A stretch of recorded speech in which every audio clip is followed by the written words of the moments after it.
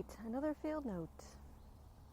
This time, spending some time thinking about what happens when the outside of our lives doesn't match the inside. So, I've been spending some time in the last couple of years learning about grief work because of my own losses in life, and also because there's a lot of loss in career coaching. Loss of a job you loved, laid off, needing to quit, moving on because of a promotion, loss in personal life, death of a loved one impacting capacity, willingness, availability to work. There's just so many. And so I want to share with you a notion that I came across from a woman who does death doula work, grief work, ritual work, and her name is Sarah Kerr.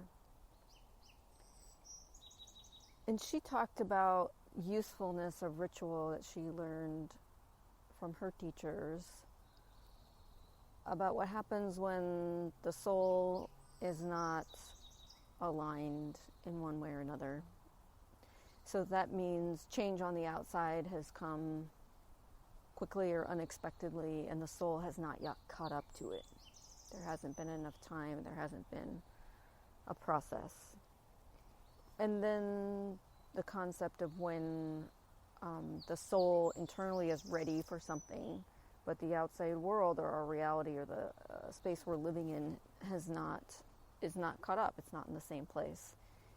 And so that ritual can be a really powerful way to bridge the two of those spaces. And this comes a lot when I'm working with people, which is someone's soul is really ready to get out of a job. And I think there's reasons why we talk about jobs being soul crushing. Or a soul can feel really excited about an option, but nothing's changed on the outside yet. And so people come and want some help in aligning those two.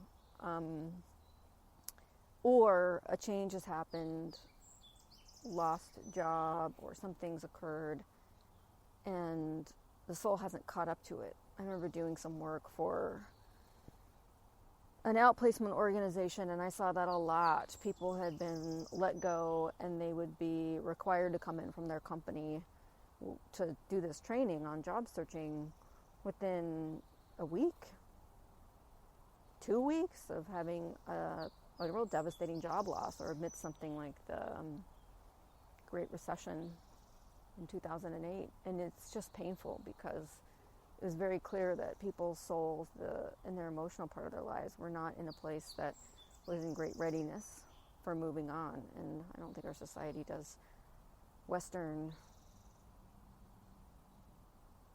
society does a lot of monitoring that, not monitoring, but just being with that, acknowledging that.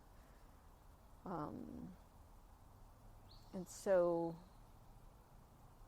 then it becomes, okay, how do we bridge the two of those things? And I highly recommend you take a look at Sarah Kerr's work and her teacher's work. The indigenous people and the elders that she has learned from is this idea of what, putting together a simple ritual. So thinking about putting together a simple ritual for yourself, either to bring your soul up to where your external circumstances are, or wanting to bring your soul's readiness out into the world. And so somebody mentioned using a pencil and writing something out every day to a certain point, right? Like writing out a phrase every day or something. And that when the pencil was worn down from that experience, then there would be some transition, some catching up. But I think that Sarah's got a lot of interesting ideas, stories and options that were passed down to her about how to make those kinds of rituals. But I think regardless of what you choose, it can be very simple and very personal. There isn't a right or a wrong way to do it. But to acknowledge, one, that there's a disconnect, a difference between your soul and your circumstances, and to do some kind of process